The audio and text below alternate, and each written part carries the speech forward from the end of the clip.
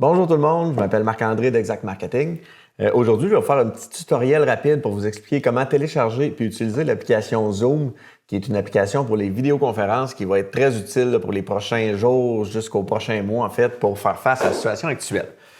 Je ne vais pas taper les mains comme ça dans mon vidéo.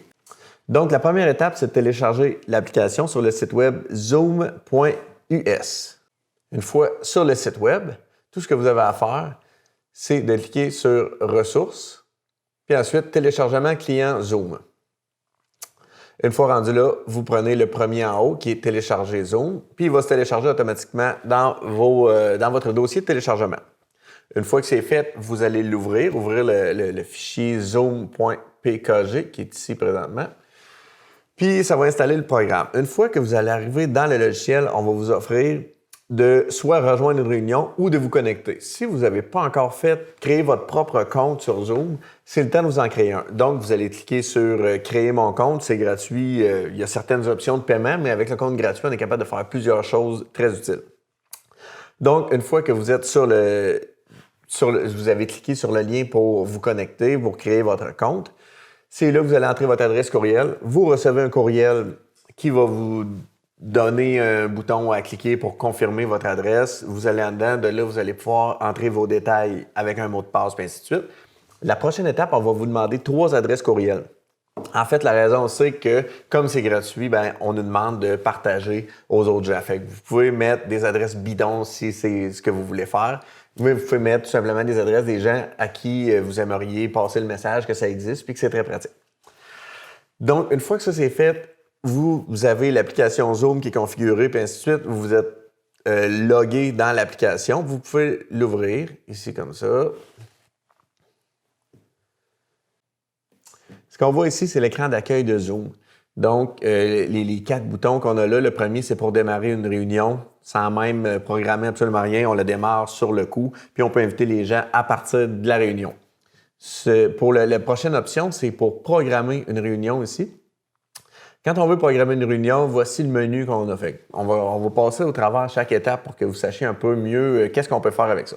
Fait que vous donnez un nom à votre réunion. Moi, pour l'instant, on va le laisser comme ça.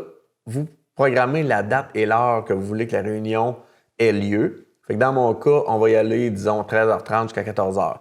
Point à se souvenir là-dessus, c'est que les heures, c'est pas ferme, c'est plus pour se donner rendez-vous pour que tout le monde soit en ligne en même temps. Mais si vous voulez commencer 15 minutes d'avance et que tous vos participants sont là, il n'y a rien qui vous empêche de commencer la réunion avant ou plus tard ou ainsi de suite. C'est pas un lien vraiment ferme côté horaire. Ensuite, le numéro de réunion qu'on voit ici, la seule chose, c'est que normalement, on le laisse créer automatiquement, mais vous pouvez l'avoir que ce soit toujours votre numéro, votre identifiant qui soit utilisé. C'est votre choix. En fait, peu importe lequel qu'on choisit, le message qu'on envoie à nos participants va rester... toute l'information va être incluse dedans. Le mot de passe. Donc, si on veut mettre un mot de passe, c'est que les gens, une fois qu'ils ont l'identifiant de réunion, peuvent entrer dedans. S'il y a le mot de passe, il va falloir qu'ils l'entrent ici puis que vous leur partagiez avant la réunion. Puis, si vous simplement vous le décochez, ils n'ont pas besoin de mot de passe. Ils vont entrer directement dans la réunion avec l'identifiant de réunion qu'ils vont recevoir. Vidéo, normalement, il est désactivé par défaut. La vidéo va être activable un coup dans la réunion, mais ce que cette option-là veut dire, c'est que la vidéo du participant ou de l'animateur va être désactivée pour commencer la réunion, puis il va l'activer lui-même quand il sera prêt. Personnellement, je la laisse toujours comme ça. Audio, les options qu'on a ici, c'est que on peut utiliser l'audio de notre téléphone, une ligne téléphonique normale. Donc, la personne pourrait avoir un téléphone de maison puis être capable de parler avec les autres dans la réunion en composant un certain numéro, puis ainsi de suite. Ou simplement utiliser l'audio de l'ordinateur qui se trouve à être via les données par le Wi-Fi ou le réseau là, que vous avez disponible. Ensuite, pour ce qui est de calendrier, vous choisissez quel calendrier vous utilisez. Ce que ça va faire, c'est que ça va créer un événement dans votre calendrier. Et ensuite, vous allez pouvoir inviter les participants à votre conférence. Fait que c'est quand même très pratique. Là. Justement, on va le faire. Comme personnellement, j'utilise un Apple. Fait que on va mettre iCal. Puis vous allez voir qu'est-ce qui va se passer la prochaine étape. Fait qu'une fois que j'ai terminé de faire mes réglages, je fais programmer. Vous allez voir, ça ouvre directement l'application calendrier de Mac OS X. Fait qu'il me demande dans quel calendrier je veux le créer. Personnellement, on va le laisser dans celui-là. Vous voyez les réunions ici, ce serait la même chose si on utilisait Outlook ou n'importe quelle autre plateforme en fait de calendrier. On va avoir la même option. Fait que, comme vous pouvez voir dans les remarques, c'est automatiquement toute l'information nécessaire aux participants est là. Le numéro d'identification de la réunion. Puis si les gens n'ont pas encore installé Zoom avant, bien, ils ont juste à suivre ce lien-là ici, puis ça va se faire automatiquement. Fait que, qu'est-ce que vous faites rendu là? Vous ajoutez vos invités par adresse courriel, puis vous les invitez au même titre que vous les inviteriez à une réunion calendrier comme on fait normalement. Donc, ensuite de ça, ça s'en va à eux, puis ils ont toute l'information nécessaire pour joindre votre réunion. Donc, la prochaine étape, comme là, vous voyez, ma réunion, c'est sauvegardée ici. Elle apparaît juste là. Ça me dit que ça commence dans 11 minutes. J'ai l'identifiant de réunion. À partir de là, je pourrais copier l'invitation puis l'envoyer aux gens. Disons que je les ai pas invités par courriel ou que j'ai pas été capable de les rejoindre. Je suis capable de faire un copier-coller puis leur envoyer de n'importe quelle méthode que je choisis. Si je veux commencer ma réunion tout de suite, j'ai juste à toucher le bouton « Commencer » puis ça commence ma réunion puis il n'y a plus aucun problème avec ça. Ici, c'est pour le partage d'écran. C'est une autre façon de joindre une réunion sans la caméra, mais directement avec l'écran. Je vais vous laisser jouer avec ça si c'est un intérêt que vous avez.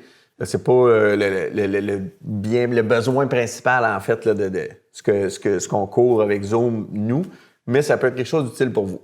Puis le dernier bouton ici, rejoindre, c'est tout simplement si vous rejoignez une réunion qui a été montée par quelqu'un d'autre, tout ce que vous avez à faire, c'est d'entrer l'identifiant de réunion, comme par exemple celui-là, l'identifiant de réunion que vous avez reçu pour joindre la réunion.